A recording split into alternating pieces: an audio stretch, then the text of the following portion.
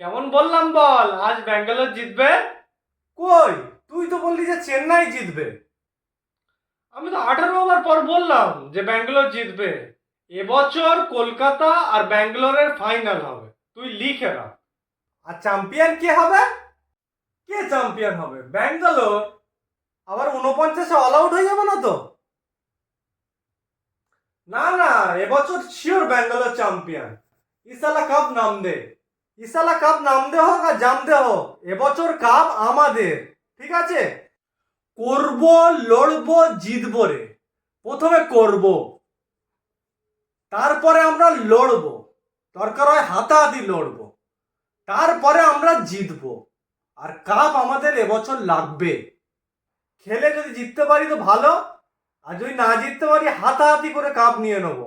রাসেল তো আমাদের আছে, একাই 10-12 জনের মেরে দেবে। এবছর কাপ কলকাতার।